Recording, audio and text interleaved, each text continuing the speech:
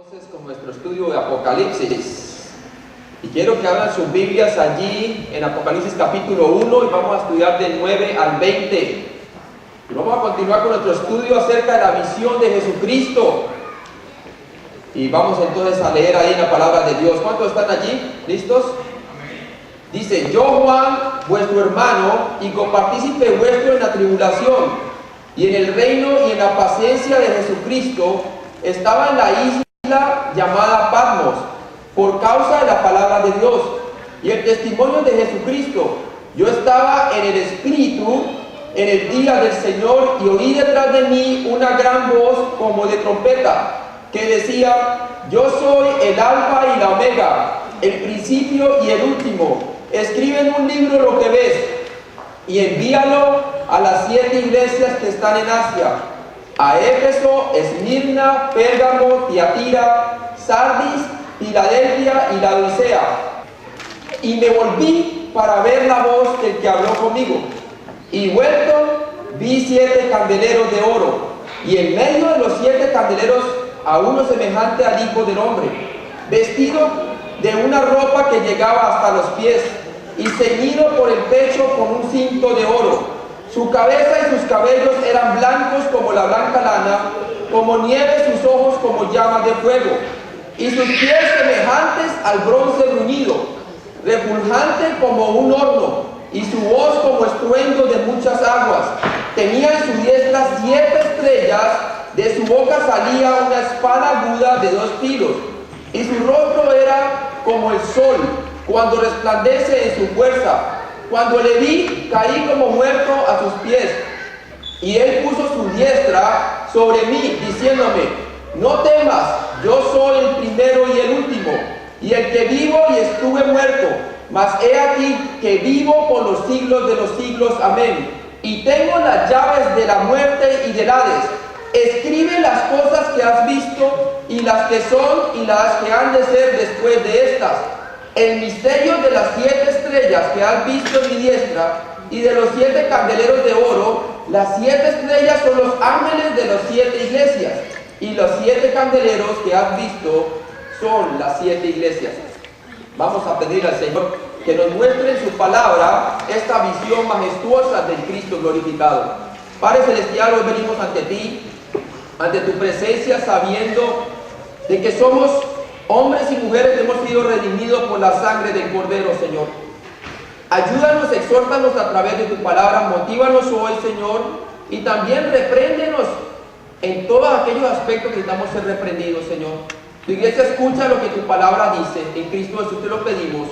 Amén. Hermanos, en la clase pasada estuvimos estudiando que la palabra Apocalipsis viene del griego Apocalipsis, de donde sacamos el nombre en español. ¿Y qué significa la palabra Apocalipsis? Significa develar, develar. Y vimos que el libro de Apocalipsis es entonces la revelación de la manifestación del Hijo de Dios. En él encontramos una descripción de su persona, de su poder y de su programa. 3 cosas encontramos en la descripción de ahí en el libro de Apocalipsis: su persona, su poder y su programa. ¿Cuántos creen que el Señor es poderoso? Amén. Jesucristo reina y Él está en control de la historia. Y para eso entonces vimos que para entender el libro, vimos que lo podemos ver de 3 maneras. Podemos dividir el libro en 3 secciones. ¿Cómo entender entonces el libro Apocalipsis de una manera organizada? Dividiéndolo en 3 secciones. Estas 3 secciones nos dividen el libro Apocalipsis cronológicamente. La primera sección usted la puede ver en Apocalipsis capítulo 1, 19. Ese es el versículo clave, Apocalipsis 1, 19. ¿Cuál es el versículo clave, hermanos? Apocalipsis 1, 19, repitan. Amén. ¿Qué dice allí? Dice: escribe las cosas que has visto, y las que son y las que han de ser después de estas. Primero vamos a ver las cosas que has visto. Quiere decir la visión de Jesucristo. Apocalipsis capítulo 1 quiere decir el pasado. El capítulo 1 muestra a Jesús en glorificado, en gloria. Lo empezamos a ver la clase pasada, lo continuamos esta clase. Ahora, las cosas que son hablan del tiempo presente. Quiere decir el mensaje a las 7 iglesias. Apocalipsis capítulo 2 y capítulo 3. Y luego encontramos las cosas que han de ser después de estas. ¿Qué cosas después de estas? Después de la era de la iglesia, después del rapto de la iglesia. Apocalipsis 4, de capítulo 4 al capítulo 22. Encontramos entonces todo lo que va a suceder desde la tribulación, la segunda venida de Cristo, el milenio de Jesucristo, el gran trono blanco y la eternidad. Eso es entonces las cosas que van a suceder después de esta, del rapto de la iglesia. Ahora, veamos lo que dice en el capítulo 4 un momentico. Y usted va a ver que ahí es donde hace la transición. Capítulo 4, versículo 1. Dice, después de esto miré, ¿después de qué? De la era de la iglesia, capítulo 2 y capítulo 3.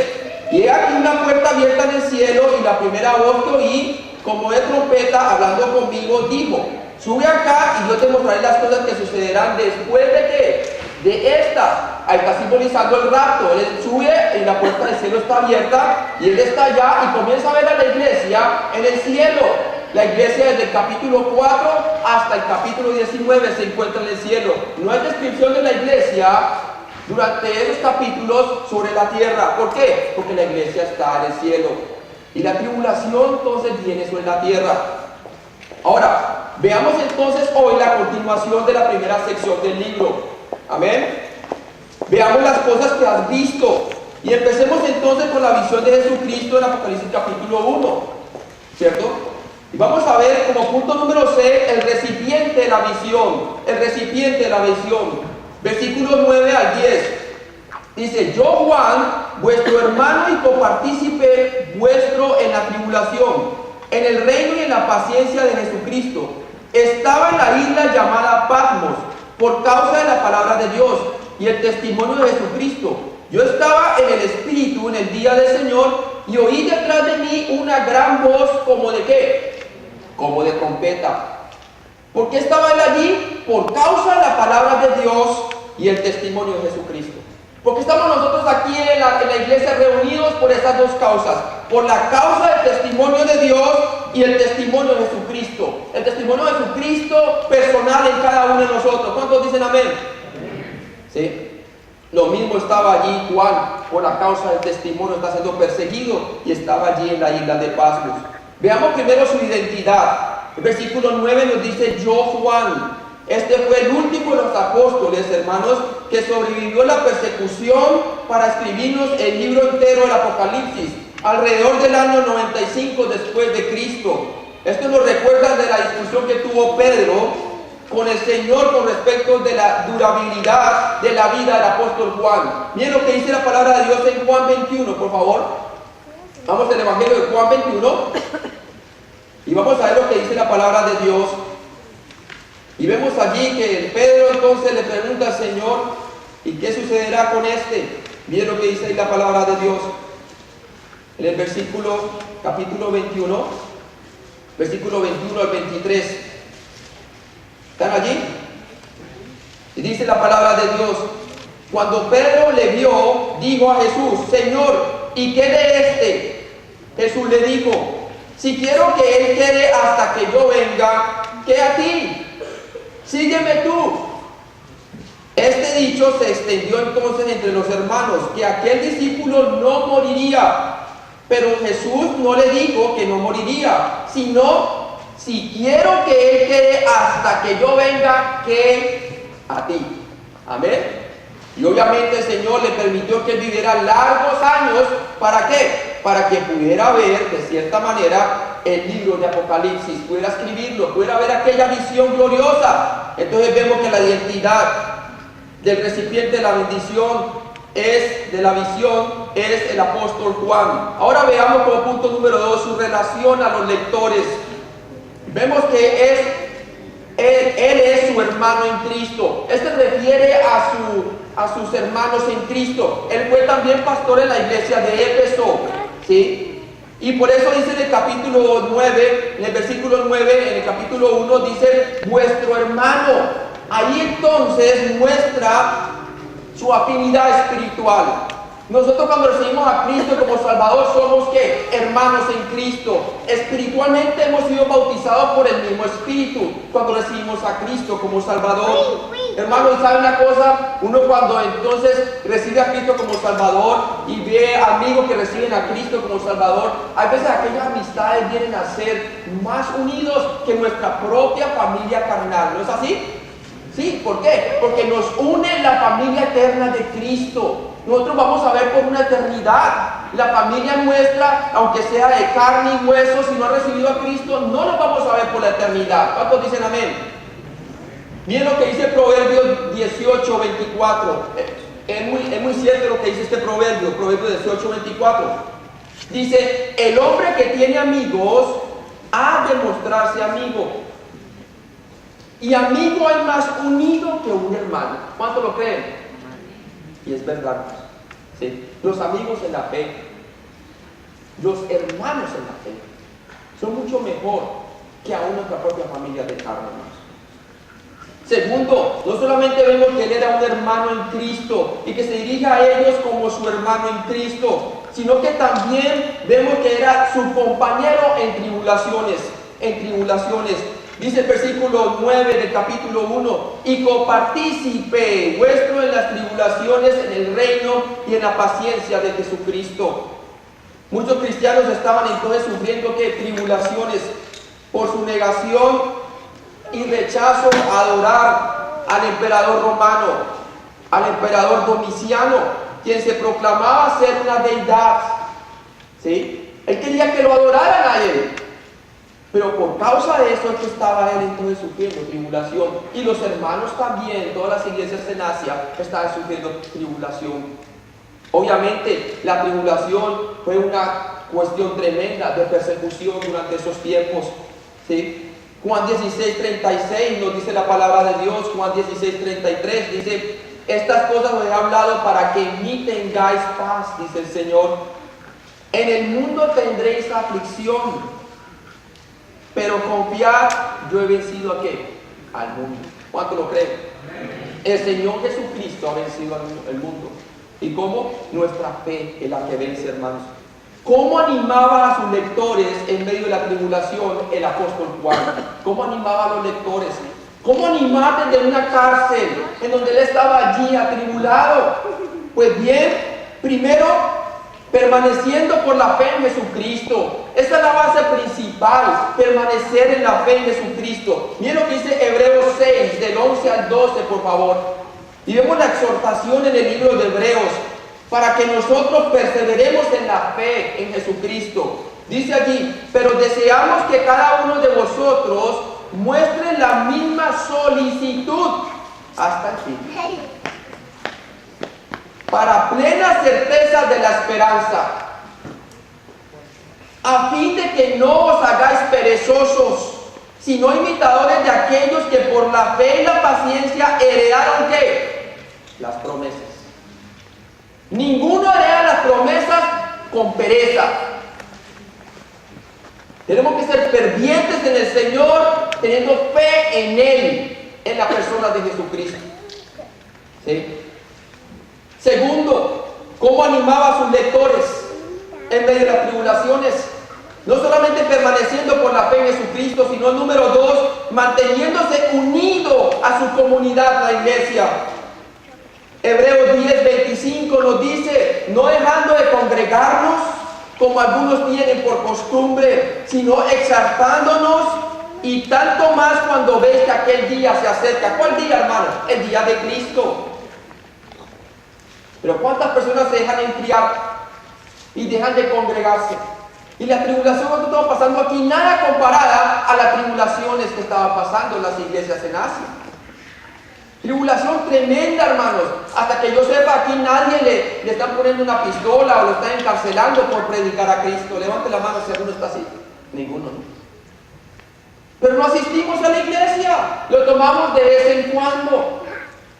Queremos que Dios sea prioridad en nuestra vida y que nos provea para nuestras necesidades, pero no lo tenemos ahí como prioridad en nuestras vidas. ¿Sí? Ahora, ¿cómo animaba también a los lectores en medio de la tribulación? No solamente permaneciendo por la fe en Cristo, número 1, Número 2, manteniéndose unido a su comunidad, la iglesia. Sino 3, anunciando con anticipación la vida del reino. Y yo creo que nosotros tenemos que anunciar la vida del reino, el evangelismo. Y eso es lo que hacía el apóstol Juan. Primera de Juan 1, miren lo que dice allí, del versículo 1 al 3. Primera de Juan 1, del 1 al 3. Dice, y que lo que era desde el principio, lo que hemos oído y lo que hemos visto con nuestros ojos, lo que hemos contemplado y palpado, nuestras manos tocando al verbo de vida, porque la vida fue manifestada y la hemos visto y testificamos. ¿Qué dice allí, hermanos? Testificamos y os anunciamos la vida eterna. ¿Cuántos de aquí son anunciadores de la vida eterna? ¿Y por qué no lo estamos anunciando entonces? ¿Por qué no estamos saliendo a evangelizar? ¿Sí? ¿Por qué no estamos alcanzando a los perdidos? Dice, la cual estaba en el Padre y se nos manifestó. Muchos de nosotros vivimos una vida como si Jesús no se nos hubiera manifestado. Y debe decir una cosa, cuando recibimos a Cristo como Salvador, el Espíritu Santo está dentro de nosotros, dando testimonio a nuestro espíritu de que somos hijos de Dios. La vida espiritual se puede manifestar, pero necesitamos permanecer en la fe, mantenernos unidos en la comunidad de la iglesia y anunciando con anticipación el reino de Dios. Dice, lo que hemos visto y oído, eso os anunciamos, para que también vosotros, escuchen bien, tengáis comunión con nosotros. Y nuestra comunión verdaderamente es con el Padre y con su Hijo Jesucristo. Estas cosas las escribimos para que vuestro gozo sea cumplido. Porque muchos han perdido el gozo en el Señor, es por eso mismo. ¿Por qué? Porque no estamos anunciando la vida de Cristo Jesús, no estamos caminando por la fe, no estamos manteniéndonos unidos en comunidad como iglesia, y mucho menos así vamos a anunciar con anticipación la vida del reino. Y por eso la exhortación de la iglesia, hermanos. Ahora, no solamente vimos entonces el autor, su relación a los lectores, ahora veamos su localización geográfica, número 3. Estaba en la isla llamada de Patmos, versículo 9, en la isla de Patmos. La isla de Patmos está ubicada en el mar Egeo, junto a la costa de Asia Menor, donde queda hoy la moderna Turquía. La isla hace parte de un conjunto de 50 islotes. La isla tiene 16 kilómetros de largo por 10 de ancho. Es una isla rocosa llena de arrecifes y peñascos. Fue usada por los romanos como un lugar penitenciario. Allí era que entonces el emperador Domiciano decretó persecución a los cristianos y colocó al apóstol Juan desterrado en esta isla, lo apartó en una prisión. Estaba en la isla llamada de Patmos por causa de la palabra de Dios y del testimonio de Jesucristo. Todos los que quieran vivir piadosamente, dice la palabra de Dios, padecerán ¿qué? Persecución. ¿Sí? Según el historiador cristiano Eusebio, el emperador Nerva, en ese 98 después de Cristo, concedió la libertad a Juan para que saliera de Patmos. Ahora pasemos al punto número 4, hermanos. 4. Su localidad espiritual. ¿Dónde estaba espiritualmente el apóstol Juan? Estaba en suprema comunión con Cristo. Amén. Dos cosas hace la tribulación. Las tribulaciones de nuestra vida o nos acercan al Señor o nos apartan de Él. En este caso, a Él lo acercó a Dios. Amén. Dice en el versículo 10, yo estaba en el Espíritu en el día de ¿qué? Del Señor. Yo estaba en el Espíritu, refiriéndose aquí a que fue transportado por medios sobrenaturales a una visión para presenciar la revelación del Señor y los eventos del porvenir. Una experiencia similar a la que tuvo Pablo en 2 Corintios 12, del 2 al 4. Mire lo que dice la palabra de Dios en 2 Corintios 12, del 2 al 4. ¿Sabe usted que hay 3 cielos? El primer cielo, desde la tierra hasta la atmósfera, el primer cielo. El segundo cielo, desde la atmósfera hasta todo lo que corresponde el cielo estelar, que para nosotros nos parece infinito, pero que Dios sabe el número de las estrellas. Amén. Para Dios no es infinito, Dios es el que es infinito. Amén. Pero después está el tercer cielo, hermanos, que es donde habita el Señor. Aquel cielo que algún día se va a hacer visible cuando el segundo cielo, el cielo estelar, se recoja como un pergamino, como vamos a ver después en la segunda venida de Cristo. Y todo el mundo va a ver la revelación del Hijo de Dios viniendo con sus ángeles y viniendo con nosotros la iglesia sobre la tierra. Pero hermanos, veamos la revelación que tuvo Pablo. Tuvo una revelación similar. Dice allí: conozco a un hombre en Cristo que hace 14 años, si en el cuerpo no lo sé, si fuera del cuerpo no lo sé, Dios lo sabe. Fue arrebatado hasta el tercer cielo. Y conozco a tal hombre, si en el cuerpo o fuera del cuerpo no lo sé, Dios lo sabe, que fue arrebatado al paraíso, amén, donde oyó palabras inefables que no le es dado al hombre expresar. Quizá ahí fue cuando él recibió las revelaciones acerca del rapto, que era un misterio. Sí, un misterio no revelado en el Antiguo Testamento. Lo mismo entonces ahora estaba Juan. Recibió esa revelación, porque intimidad con el Señor trae como resultado revelación divina. Amén. Revelación de lo alto. Y lo que necesita la iglesia es revelación de lo alto. El Espíritu Santo nos enseñará las cosas del porvenir, nos dice la palabra de Dios. Cuando venga el Espíritu Santo sobre vosotros, Él les acordará todo lo que yo les he dicho, dice la palabra. Sí. Ahora, muchos teólogos piensan que el día del Señor se refiere aquí al día domingo, como el día de su resurrección, el día donde los cristianos comenzaron a congregarse. Esto puede ser cierto, puesto que la palabra Señor aquí gramaticalmente es un adjetivo y no un sustantivo. Aunque yo comparto esta interpretación, hermanos, también creo sin lugar a dudas que Juan presenció el día de Jehová, el día del Señor, en el sentido del día de venganza, de gran retribución que vendrá sobre la tierra. Este viene sobre todo del capítulo 4 al capítulo 20. Mire, hermano, lo que dice la palabra de Dios en Isaías 13, del 6 al 11. El día del Señor va a venir, el día de Jehová. Y mire lo que dice la palabra de Dios en Isaías 13, del 6 al 11. Y va a ver usted a qué me refiero. Dice: aullad, porque cerca está el día de Jehová. Vendrá como asolamiento del Todopoderoso. Por tanto, toda mano se debilitará y desfallecerá todo corazón de hombre, y se llenarán de terror, angustias y dolores se apoderarán de ellos. Tendrán dolores como mujer de parto. Se asombrará cada cual al mirar a su compañero. Sus rostros de llamas. He aquí el día de Jehová viene, ahí está, terrible y de indignación y ardor de ira, para convertir la tierra en soledad y raer de ella a sus pecadores, por lo cual las estrellas de los cielos y los luceros no darán su luz, y el sol se oscurecerá al nacer, y la luna no dará su resplandor. Y castigaré al mundo por su maldad, y a los impíos por su iniquidad, y haré que cese la arrogancia de los soberbios, y abatiré la altivez de los fuertes. Ese es el día del Señor. Sí. Segunda Tesalonicenses capítulo 1, del 8 al 9, miren lo que dice la palabra de Dios, refiriéndose a aquel día. Segunda Tesalonicenses capítulo 1, del 8 al 9, dice: en llama de fuego para dar retribución a los que no conocieron a Dios. ¿Conoce usted al Señor? Sí. Yo sé, yo creo que Dios existe. Sí, el diablo también cree y tiene. La pregunta es: ¿conoce usted a Jesucristo como su Salvador? Dice allí que Él viene para dar retribución en llama de fuego a los que no conocieron a Dios, ni obedecen al Evangelio en nuestro Señor Jesucristo. A los que no obedecen al llamado de que Cristo vino y murió por sus pecados y se levantó entre los muertos, para que nosotros por medio del arrepentimiento y la fe recibamos el perdón de pecados. Dice: los cuales sufrirán pena de eterna perdición, excluidos de la presencia del Señor y en la gloria de su poder. Claramente lo dice la Biblia. Hoy día casi no se predica de eso, pero es decir, está escrito en la Biblia. ¿Amén? ¿Cuántos dicen amén? Amén. A su nombre. Ahora, veamos el punto D, hermanos. Vimos el punto C, el recipiente de la visión.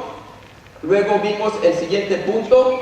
Vamos a ver el mandato para escribir la visión. El mandato para escribir la visión.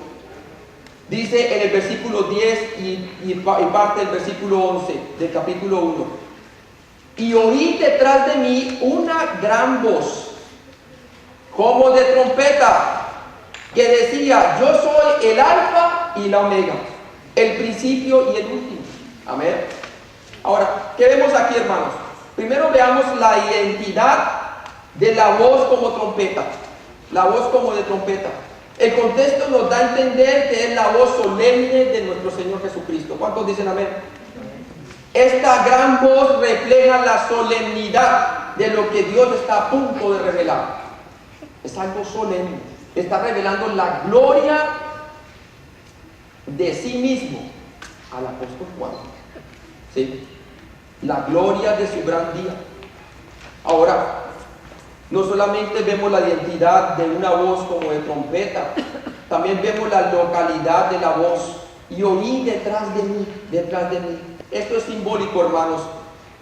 Esto es simbólico. Juan en su espíritu está presenciando detrás de él la era de la iglesia.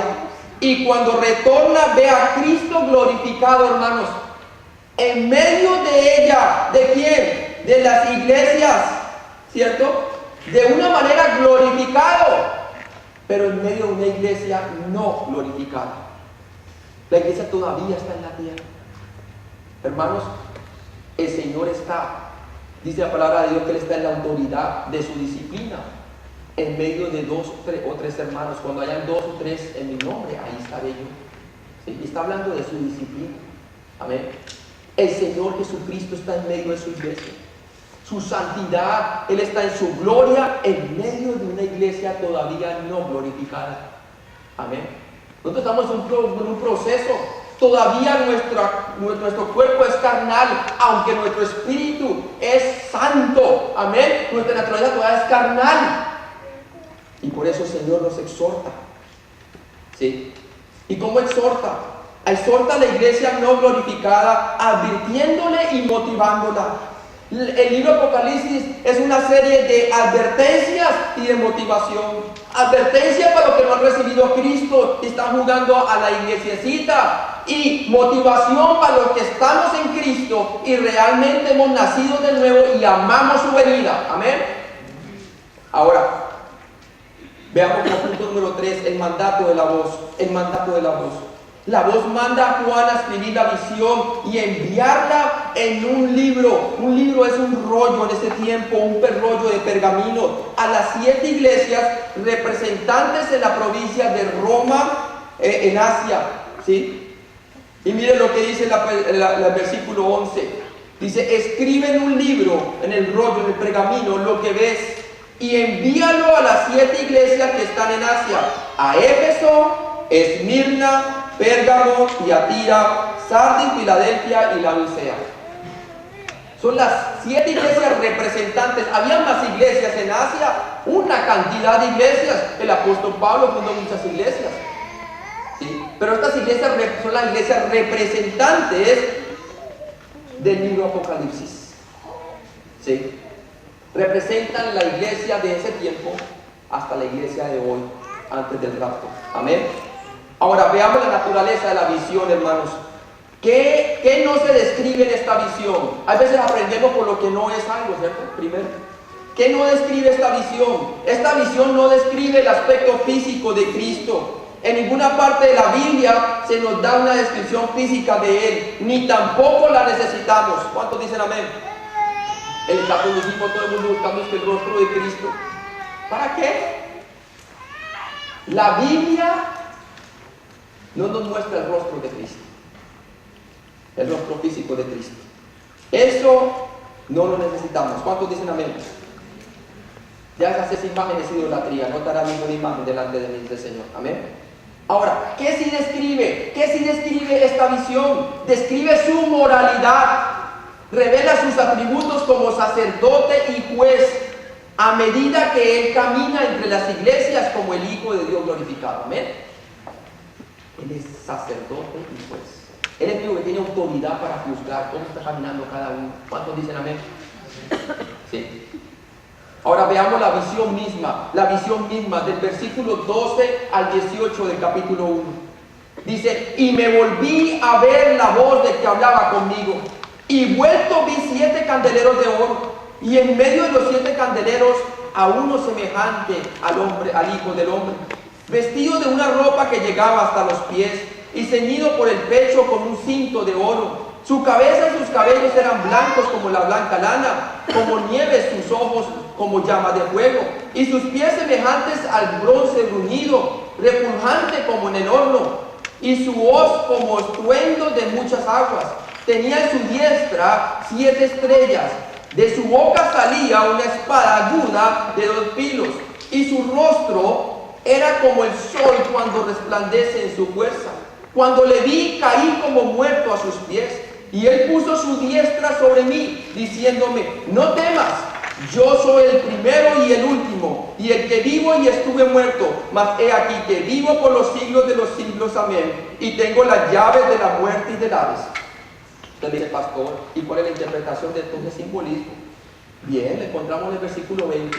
La interpretación es el siguiente punto, la interpretación. Versículo 20, la Biblia se interpreta a sí mismo. ¿Cuántos dicen amén? Amén. Dice: el misterio de las 7 estrellas que has visto en mi diestra y de las 7 candeleros de oro. Las 7 estrellas son los ángeles de las 7 ¿qué? Iglesias. Y los 7 candeleros que has visto son los 7 iglesias. Entonces, ¿qué representan las 7 estrellas, hermanos? Representan los 7 ángeles.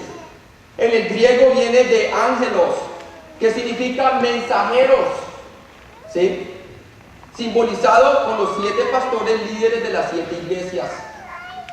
Quizás no eran ángeles como nosotros conocemos ángeles, criaturas, mensajeros.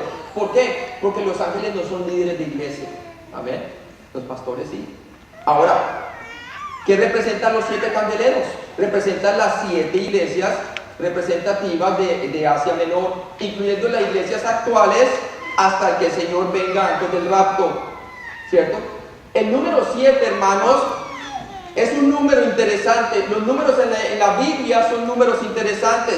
El número 7 representa la perfección o la totalidad de Dios, representando así a todas las iglesias de Cristo en el mundo, amén. Todas las iglesias que han creído en Cristo como Salvador en el mundo. Ahora, cada candelero, hermano, cada candelero representa cada congregación, ¿sí? De donde la luz de vida debe resplandecer. Cada candelero representa cada congregación, en donde la luz de vida debe ¿qué? Resplandecer. Usted y yo tenemos que resplandecer. Tenemos que anunciar las virtudes de aquel que nos sacó de las tinieblas a la luz admirable. Amén. Eso es lo que debemos de hacer. Acuérdense de lo que dijo el Señor, Mateo 5:14. Lleva a los discípulos allá al monte, ya casi al anochecer, cuando se encienden las lámparas de aceite sobre la ciudad de Jerusalén. Y le dice: vosotros sois la luz del mundo. Una ciudad sentada sobre un monte no se puede esconder. El testimonio de la iglesia no se puede esconder. ¿Cuántos dicen amén? Ahora, veamos los detalles de la visión. Los detalles de la visión. Primero, la posición de Cristo. Dice en el versículo 12 y 13: y me volví para ver la voz del que hablaba conmigo. Y vuelto, vi 7 candeleros de oro, y en medio de los 7 candeleros a uno semejante al Hijo del Hombre. ¿Qué no quiere decir esto, hermanos? Que Cristo como sacerdote y juez ocupa el lugar central y de preeminencia de cada iglesia. Toda junta formando la iglesia universal. ¿Cuántos dicen amén? Amén. Jesucristo es la cabeza, representada aquí en las 7 iglesias de Asia Menor. Segundo, vemos las vestiduras de Cristo. Dice el versículo 13: vestido de una ropa que llegaba hasta los pies y ceñido por el pecho con un cinto de oro. ¿Qué representa eso, pastor? Su vestido y su cinto nos hablan del oficio del sumo sacerdote del Antiguo Testamento. Levítico 16, por favor, del 3 al 4. Levítico 16, del 3 al 4. Vamos a estar dando muchas referencias del Antiguo Testamento a través del libro Apocalipsis. Levítico 16, del 3 al 4. ¿Se acuerdan cuando Aarón se preparaba para entrar al lugar santísimo? Tenía que estar con su atuendo, ¿sí? Y dice aquí: con esto entrará Aarón, le dice Moisés, el Señor a través de Moisés a Aarón. Con esto entrará Aarón en el santuario, con un becerro para expiación. y un carnero para el holocausto. Se vestirá la túnica santa de lino, y sobre su cuerpo tendrá calzoncillos de lino, y se ceñirá el cinto de su lino, ahí está, y con la mitra de lino se cubrirá. Son las santas vestiduras, con ellas se ha de vestir después de lavar su cuerpo con agua. ¿Sí? Pues de que representaba entrando, ¿cierto?, por el pueblo, por los pecados del pueblo, del lugar de la congregación al lugar santísimo. Y pasaba a través de un velo, ¿sí?, simbolizando la transición entre lo terrenal y lo celestial. Pues bien, ya ha venido cumplidos los tiempos, los cumplimientos de los tiempos. Jesucristo vino a ser nuestro gran sumo sacerdote. Amén. ¿Cómo es el sacerdocio de Cristo por su iglesia ahora, hermanos? El sacerdocio de Cristo para mediar por su iglesia en el cielo ahora es para siempre. Hecho perfecto según la orden de Melquisedec. Usted lo puede leer en Hebreos capítulo 7. Amén. Estos sacerdotes del Antiguo Testamento tenían que pagar por sus propios pecados, primeramente, para poder entrar al lugar santísimo. Tenían que traer un becerro en expiación por el pecado del pueblo. Y tenían que restituir todo el tiempo el sumo sacerdote porque moría. Pero Jesucristo, habiéndose levantado de los muertos, tu sacerdocio es para siempre. Amén. Él es el Dios hombre, suficientemente divino, porque no entró Cristo, dice la palabra de Dios en Hebreos 9:24, en el santuario hecho de mano, hablando del templo judío, figura del verdadero, sino en el cielo mismo, para presentarse ahora por nosotros ante Dios. Cuando Cristo murió en la cruz, el templo fue rasgado de arriba abajo, quedó obsoleto el oficio del templo, porque Jesús ascendió a los cielos, traspasó el velo de lo terrenal a lo celestial. Amén. Y se sentó a la diestra del Padre, cosa que el sacerdote levítico jamás podía hacer, porque su oficio nunca terminaba. Pero con Cristo hecho está. Amén. Y se sentó una vez para todas, por todas allá en el cielo, en la majestad de las alturas. Ahora, suficientemente divino para llevarnos al cielo, pero suficientemente humano, escúcheme bien, para identificarse con nuestras debilidades, con nuestro pecado, con nuestra enfermedad, aunque Él nunca pecó. Mire lo que dice la palabra de Dios en Hebreos 2, del 17 al 18. Por eso tal sumo sacerdote nos convenía. Amén.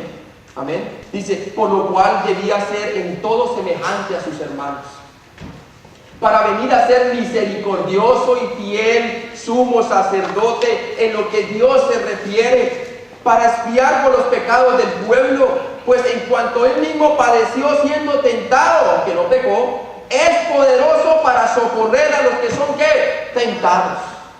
¿Cuánto le dan la gloria al Señor? Démosle un aplauso al Señor. Amén. Él es nuestro sumo sacerdote. Ahora, pasemos a la tercera descripción. La cabeza y sus cabellos. En la visión nos dice en el versículo 14 que él ve que su cabeza y sus cabellos eran blancos como la blanca lana, como la nieve. ¿Qué simboliza eso? Bueno, el color blanco nos habla de su pureza y de su carácter santo y longevidad, que él vive para siempre. Y fuera de eso está sin pecado. ¿Amén? Nos habla de la pureza. Isaías 1:18 nos llama a nosotros a recapacitar. Isaías 1:18 nos dice, venid luego, dice Jehová, y estemos a cuenta. ¿Está usted a cuenta con el Señor? Dice, si vuestros pecados fueren como la grana, como la nieve serán emblanquecidos, si fueren rojos como el carmesí, vendrán a ser blancos como la lana. Amén. Ahí vemos la gracia de Dios. Ahora, número 4, el simbolismo de los ojos de Cristo. Sus ojos como llama de fuego, versículo 14. Nos habla del poder escudriñador de Jesucristo. Todo lo ve, todo lo examina, todo lo sabe. Todo lo ve, todo lo examina y todo lo sabe. Él sabe muy bien qué es lo que habita en el corazón del hombre, dice la palabra de Dios. ¿Cree usted que podemos ocultar eso en nuestro pecado? ¿No? Todo está desnudo ante aquel que pues debemos de dar cuenta. Miren lo que dice Hebreos 4:13. Hebreos 4:13 nos dice: y no hay cosa creada que no sea manifiesta en su presencia. Antes bien, todas las cosas están desnudas y abiertas a los ojos de aquel a quien tenemos que dar cuenta. Todo hombre tiene que dar cuenta al Señor. Mejor es dar cuenta en la cruz. Amén. Y Señor, gracias por cargar mis pecados en tu propio cuerpo. Gracias por limpiarme con tu sangre para olvidarte totalmente de ellos y perdonarme por una eternidad. Y gracias por tu resurrección para darme vida eterna después de la muerte. Amén. Eso es redención. Hermanos, Apocalipsis 2:18 también nos enseña cómo Él comienza a exhortar a las iglesias. Veamos un ejemplo de ellas. Dice: y escribe el ángel de la iglesia en Tiatira, el ángel, el Hijo de Dios, el que tiene los ojos como llama de fuego y pies semejantes al bronce bruñido, dice esto. Y así empieza ¿a qué? A amonestar a cada iglesia. Apocalipsis 19:2 también nos dice: porque sus juicios son verdaderos y justos, pues ha juzgado a la gran ramera que ha corrompido a la tierra con su fornicación y ha vengado la sangre de sus siervos de la mano de ella. Dios va a juzgar la falsa iglesia. ¿Cuántos dicen amén? Durante la tribulación, porque esa iglesia no se va a ver rápido, ¿no? Tiene forma de cristianismo, pero no lo es. Sí. Como el catolicismo hoy en día. Ahora, veamos los pies de Cristo. Simbolismo número 5. Y sus pies semejantes al bronce bruñido, refulgente como en un horno. Versículo 15. ¿Qué significa eso? Hermanos, el bronce es utilizado en la escritura para simbolizar el juicio divino. Por ejemplo, el altar de bronce del Antiguo Testamento, o también la serpiente de bronce que levantó Moisés cuando todo el pueblo fue ¿qué? Fue picado por la serpiente, ¿se acuerdan? Juicio de Dios, ¿sí? Sí. El bronce bruñido de sus pies ilustra entonces el juicio de Dios para disciplinar a su iglesia. Primera de Pedro 4:17. Ay, pastor, yo pensé que ya juicio no viene sobre la casa de Dios. Sí, empieza sobre la casa de Dios. Y es lo que dice la primera de Pedro 4:17. Dice: porque es tiempo de que el juicio comience por la casa de Dios. Y si primero comienza por nosotros los creyentes, ¿cómo será el fin de aquellos que no obedecen al Evangelio de Dios? Acuérdense que Dios, al que ama, disciplina. Sí. Empieza con la casa de Dios. Este mundo está como está. Estados Unidos está como está. No por culpa de lo que la gente inconversa haga, es por culpa de los creyentes que no estamos haciendo. ¿Cuántos dicen amén? Eso es la verdad. Ahora, número 6, vemos la voz de Cristo. Versículo 15 nos dice: y su voz como estruendo de muchas ¿qué? Aguas. Nos habla del poder y autoridad de su palabra sobre la iglesia. Miren lo que dice el versículo 10 al 11. Y oí detrás de mí una gran voz como de trompeta que decía: yo soy el alfa y la omega, el principio y el último. Sí, el primero y el último. Ezequiel 43:2 también nos dice lo mismo. Y he aquí la gloria de Dios de Israel, que venía del oriente, y su sonido era como el sonido de muchas aguas, y la tierra resplandecía a causa de su gloria. Número 7. Su mano derecha. ¿Qué simboliza su mano derecha? Dice que tenía en su diestra, versículo 16, 7 estrellas. ¿Sí? Nuevamente haciendo alusión o referencia a los 7 pastores o mensajeros de las 7 iglesias. Así como se cargaba en la menorá, que era de 7 candeleros y tenía solamente un solo mando para poder cogerlo con la mano, de igual manera tiene Jesús a sus siervos. Amén. Él cuida de ellos, los protege, son propiedad de Él y los controla. ¿Sí? La boca de Cristo, siguiente símbolo, número 8. Dice que de su boca salía una espada aguda de ¿qué? De 2 filos. Versículo 16. Esto tipifica el juicio de los falsos creyentes en las iglesias por parte de la palabra de Dios. ¿Cuántas divisiones no causan personas? ¿Sí? Los falsos testigos, los falsos hermanos. Dios va a traer a cuenta a aquellas personas. Hebreos 4:12 lo dice, porque la palabra de Dios es que viva y eficaz, y más cortante que toda palabra de dos filos, y penetra hasta partir el alma, el espíritu, la coyuntura, los tuétanos, y discierne los pensamientos y las intenciones del corazón. Es con esta palabra que podemos sacar a los falsos profetas. ¿Sí? Apocalipsis 19:15 nos dice, de su boca sale una espada aguda para herir con ella las naciones, y él las regirá con vara de hierro, y él pisa el lagar del vino del furor y de la ira del Dios Todopoderoso. Apocalipsis 19:15. Y por último, el último símbolo, el rostro de Cristo. El rostro de Cristo. Dice, y su rostro era como el sol cuando resplandece en su fuerza. ¿Usted ha visto que uno queda mirando el sol? Uy, si queda mirando por mucho tiempo puede quedar hasta ciego. ¿Sí? Así es cuando el Señor venga. ¿Sí? Gloria a Dios, nosotros los creyentes no quedamos ciegos. ¿Sabe por qué? Porque compartimos de su propia naturaleza, de su misma naturaleza. Amén. Pero aquellas personas que no conocen a Él, uy, tremendo, va a ser difícil. Van a huir de Él. Van a querer esconderse bajo las piedras, como dice la palabra de Dios. ¿Sí? Cuando la gloria de Jesús, hermanos, no estaba todavía develada, Juan se recostaba en el pecho de Jesús, ¿se acuerdan? Pero aquí, cuando es develada, cuando es manifestada la gloria de Cristo, lo vemos cayendo a sus pies. El Señor le dice a Juan que cese el temor. Eso es lo bueno. Amén. El principio de la sabiduría, ¿qué es? El temor a Dios. Los insensatos expresan la sabiduría de Dios. Miren lo que dice el versículo 17 y 18. Dice en el versículo 17, y cuando le vi, caí como muerto en sus pies. Y él puso su diestra sobre mí. Eso es lo bueno. El Señor le dice, Juan, que cese el temor. El Señor nos dice, no temamos, porque hemos compartido su misma naturaleza. Amén. Dice, no temas, yo soy el primero y el último y el que vivo y estuve muerto, mas he aquí que vivo por los siglos de los siglos. Amén. Y tengo las llaves de la muerte y del Hades. Él tiene las llaves de la segunda muerte. Y la segunda muerte no puede prevalecer sobre la iglesia.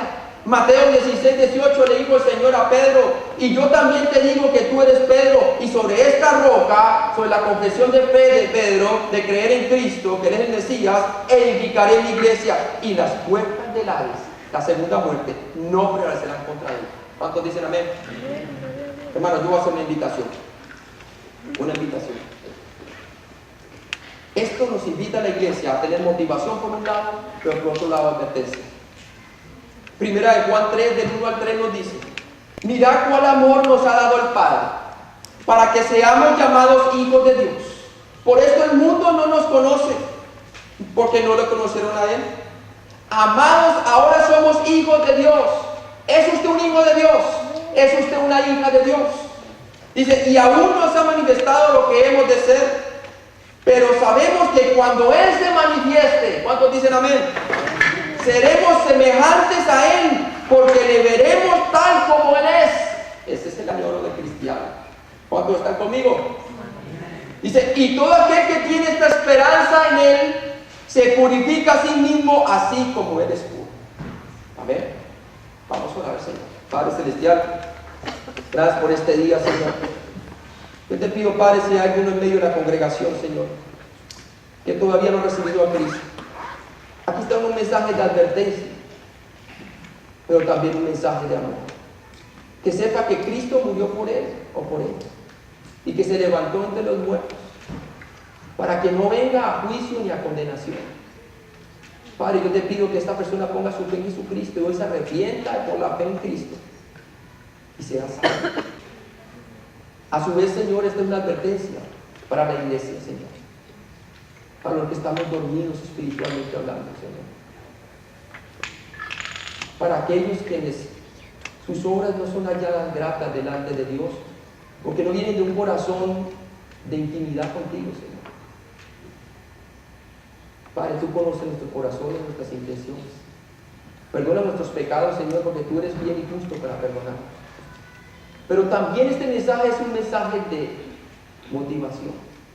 Porque he aquí tú reinas. He aquí tú eres el alfa y el omega, el principio y el fin. He aquí tú eres el que tiene las llaves de la muerte.